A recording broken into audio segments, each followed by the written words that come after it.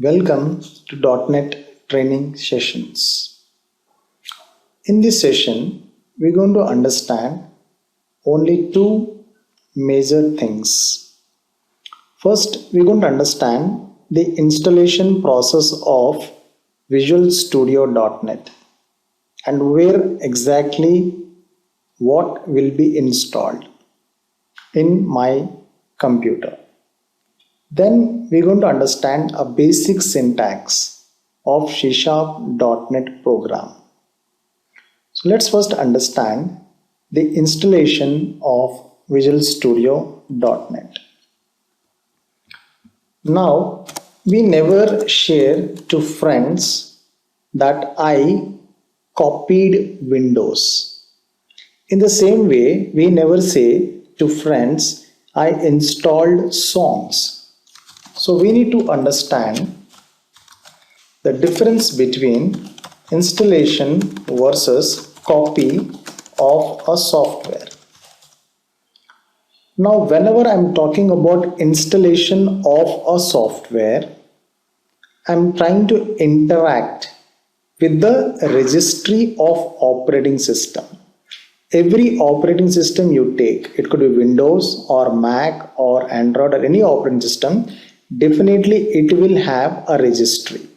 So to know the registry of Windows operating system, you need to select Windows and then from there you type regedit. The moment when you say regedit and click, it will ask the permission and you get a wizard. Now you see in the wizard what you find. So you find your computer with some root, some user, local machine, users and current config. You can just expand the local machine. You find a lot of subfolders, but you concentrate on a hardware and a software. What is this all about? Now let's assume you bought a new laptop and the vendor has given a Windows operating system installed. And now let us say MS Office also installed. So what will happen? Since they have installed the Microsoft Office, under the software there will be a folder been created Microsoft, and under that all the Microsoft products are installed. So it's like an information being stored. A register is always created by the operating system whenever a new software will come or a new hardware will come. Tomorrow you might buy a HP printer. Then what will happen in the hardware? You might have a folder created by name HP. Under that, a particular printer needs some software that will be installed. So for that, a registry is installed. The next day, you might buy a Photoshop. Now, Adobe Photoshop is a software which is installed in your machine. So what will happen under the software? There will be a folder created called Adobe.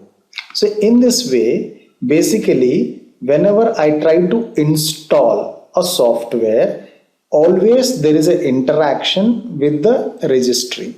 But if I talk about a copy software, it's just a clone of the software or just copying a song from somewhere. It's just a clone of something you're doing in your hard disk. Why I'm talking about this installation and copy of software is in traditional programming languages, if you talk about in the time of 70s and 80s, those softwares were lightweighted. So they were given in the form of a folder. So for example, C. The Turbo C is one single folder. We don't install it. We use it, readily use it. In the TC folder, there will be a bin folder. Under that, there will be an exe file called tc.exe. And this exe, we don't install it. We just click it, it runs. So we are not interacting with the operating system.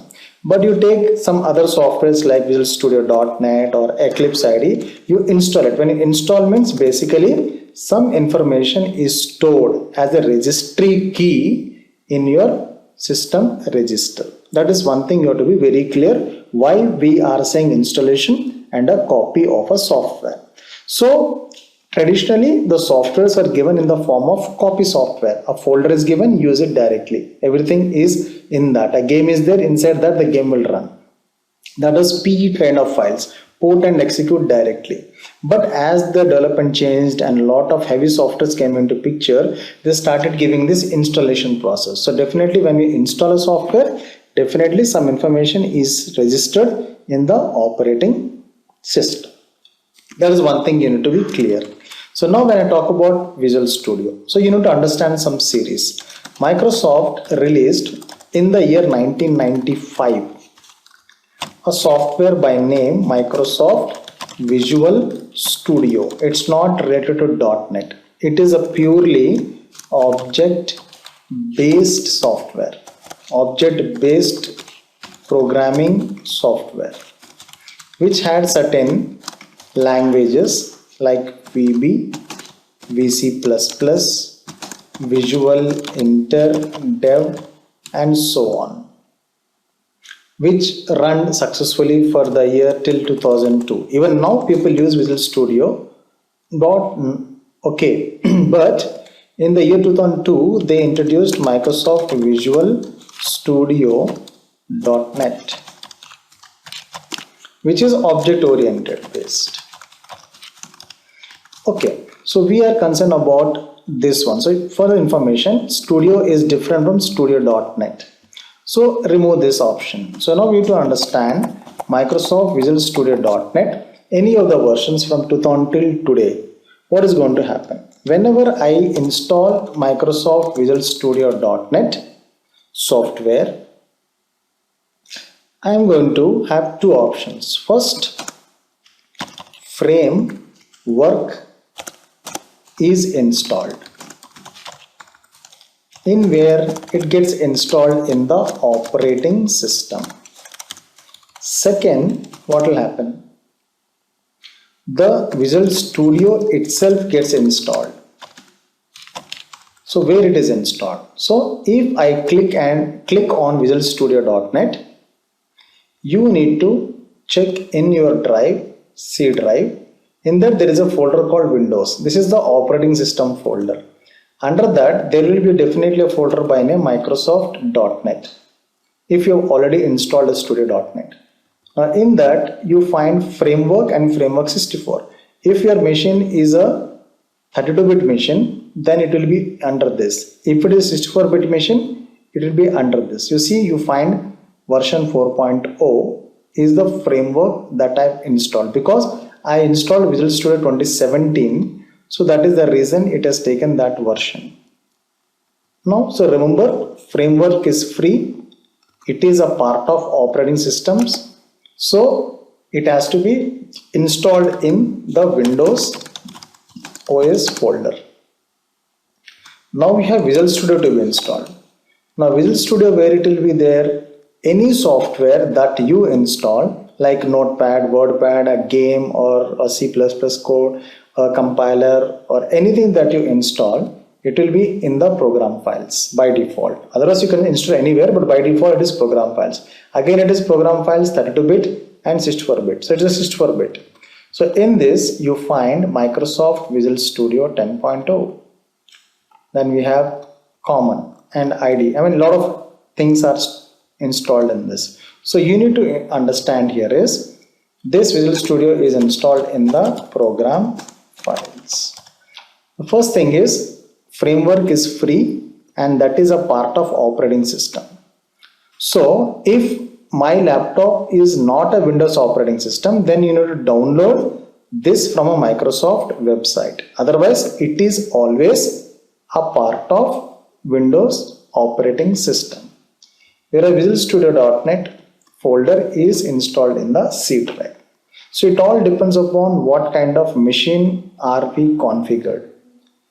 We are configuring a machine with Windows, without Windows. With Windows, always operating system includes .NET framework when I install Windows OS. But the Mac or the Android or some other operating system, they don't. So you need to explicitly install the framework. Once everything is installed, you can just check type dev env, you will get the Visual Studio application. Now when you run, you will get an IDE. Now I have installed Visual Studio 2019, the latest one. So it will have this IDE being installed and it will open. It will take a little more time because it's having a high memory utilization. So now whenever you try to use that, you can just open through dev.env and it will be available to use in a application. Okay, and the detailed steps of this are included in my handout. You can follow it, a step-by-step approach. At an average 45 minutes to 50 minutes it will take to install, and it also depends upon what kind of operating system you're using. And remember, the higher Visual Studio version you're using, the better memory is required and a good operating system is required. A Windows 10 operating system with at least 8 GB RAM or worst scenario 4 GB RAM is minimum to work with the latest studios of 2017 or 2019. And don't install as many as softwares in your operating system. It's not so good. It can be also healthy to work with the Studio.NET, because over that you might use SQL Server also in future. So we're going to do that later, but as of now, for the coming sessions, it's minimum you need to have a Visual Studio installed with a proper RAM supporting so that you're able to happily execute the programs. Okay, now the second thing in this session we're going to talk about is the general syntax of a C#.NET program. You take any programming language, we get something called a main function. Now what is this main function? See, you may write some n number of instructions in a code, but the compiler need to know from where it has to start. So every programming language, you take C, C++, Java or .NET, whatever the kind of languages you're trying to take, everyone maintained a consistent function called main. So main is treated as an entry point of a program. So once I open the main, I will write as many as instructions that I would like to write it. So I may write as many instructions, but the compiler will start executing this set of instructions from the main function itself. So the entry point of any source code will be through the main function. Over the main function, you try to include the libraries. So there is something called a library section, a runtime library section, followed by the main function. This is the main minimum level of code in any programming language. So if I take a C language code, so first what will be my library? Hash include, and I will use the library called stdio.h. Then I'll have my main function and followed by my C language code. If it is a C++ language, this library will differ, main function will remain same and some instructions are written. If in case it is Java, so the same runtime library is given in the form of packages. So what I do, I'll say import Java dot say awt. So I'm going to use this branch of library, this namespace, to write my code. So it will have a different main and it will have a different call. In the same way, .NET, if I look, we don't have packages, we have name spaces. So I will use something called using system. Let's say .data.